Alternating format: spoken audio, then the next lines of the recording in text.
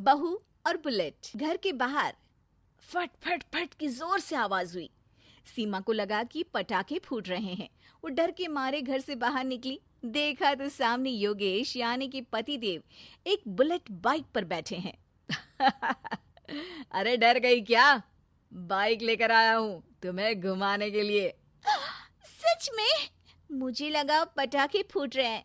अरे पटाखे भी फूटेंगे और मिठाई भी बटेगी। माँ को तो बुलाओ। माँ भी बाहर आ जाती है। अरे योगेश बेटा, इतनी जल्दी आ गया? और ये गाड़ी किसकी है? साहब की है? हाँ माँ, तुम्हारा बेटा साहब से कम है क्या? मेरी ही है। अरे बेटा, इतनी बड़ी गाड़ी ले ली, इससे तो तू घोड़ा ही ले लेता। महंगी पड़ी होगी ना? माँ महंगी सस्ती छोड़ो और मिठाई लाया हूँ, गांव में बंटवा दो। अरे बंटवा क्यों दो? पीछे बैठो, गांव में बांट कर आते हैं। सब खुश थे। योगेश गांव के बाहर एक कोयले की खदान में मजदूरी करता था।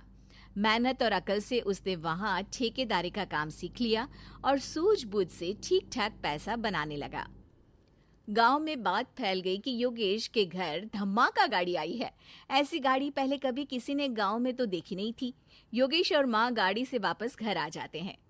बेटा, बाबूजी ऊपर से देख रहे होंगे और आशीर्वाद भी दे रहे होंगे तुझे। वो होते तो उनको भी घुमाता माँ। पूरे गांव में नाच नाच के मिठाई बांटने जाते। जैसे मैंने नाच नाच के बांटी थी जब वो अपने लिए एक साइकिल लेकर आए थे। बस बस, बाबूजी दो बात भी सुनाते कि फटफट वाली फटफटी ले आया। सीमा आगे कहती है, अपने लिए तो ये गाड़ी ले आए और मेरे लिए? अरे ये गाड़ी तुम्हारे लिए ही तो है। पक्का मेरे लिए है? अरे पक्का तुम्हारे लिए है। अगली सुबह जब योगेश सो रहा होता है तो उसे बाहर से गाड़ी की आवाज आती है। वो घबराकर चिल्लाता है, चोर चोर, मेरी गाड़ी ले जा रहा है, चोर चोर। माँ भी जागती है और योगेश के साथ दरवाजे की तरफ भागती है। जैसे ही दोनों बाहर निकलते हैं तो देखते हैं कि सीमा गाड़ी चला रही है। अरे बहू, नाक कटवाओगी क्या? ये क्या कर रही हो? अरे गिर जाओगी, ये क्या कर रही हो तुम? सीमा गाड़ी को रोक कर कहती है, सारे गांव में घुमा लाई, कहीं नहीं गिरी। क्या? सारे गांव में घुमा लाई? अरे लोग क्या कहेंगे बहू? सोचा क्या एक बार? यही कहेंगे कि कितनी अच्छी गाड़ी है। अरे तुम्हारे बारे में।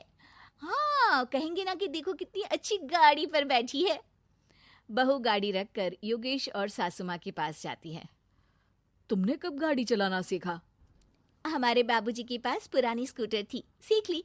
फिर स्कूल में एक मास्टर जी भी ऐसी ही गाड़ी लेकर आते थे, उन्होंने सिखा दी। हाँ हाँ, स्कूल के मास्टर आजकल यही सब तो सिखा रहे हैं। पढ़ाई का कुछ सिखाते तो कुछ भला होता। अरे बहू, अब गाड़ी मत चलाना। हमारे परिवार में कभी किसी औरत ने पीछे से आगे की सीट पे आने की हिम्मत नहीं की है। तुम भी मत करना, समझी? जी समझ गई माँ जी।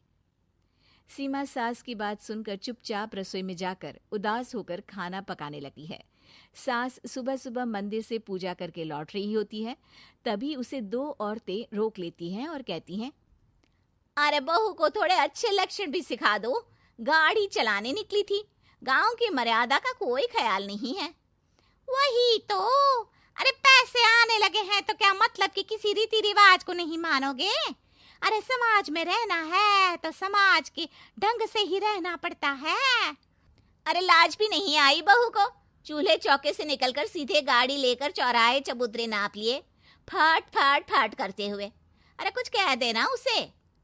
अरे ये क्या कहेगी? बूढ़ी सास है, इनकी थोड़ी ना चलती होगी घर में। हाँ, बहू की ही चलती होगी, मर्जी भी और गाड़ी भी।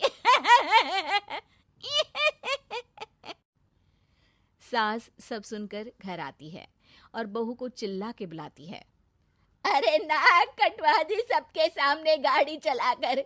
औरत जात गाड़ी नहीं चलाती। शहरों में तो 4 पहियों वाली गाड़ी भी चलाती हैं और हेलीकॉप्टर, हवाई जहाज भी। शहर में थोड़ी ना रहती हूँ मैडम साहिबा। आज के बाद गाड़ी से ही नहीं, यूं भी निकलना बंद तुम्हारा घर से। माँ सही कह रही है। कहीं भी जाना हो तो मुझे बता देना, मैं लेकर चलूंगा। आज माँ को तुम्हारे कारण कितनी बातें सुननी पड़ी।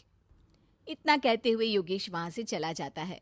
बारिश की वजह से कारखाने के रोड पर कीचड़ रहता है, इसीलिए योगेश गाड़ी घर रख कर जाता है और किसी से लिफ्ट लेकर कारखाने पहुंचता है ताकि नई गाड़ी गंदी ना हो।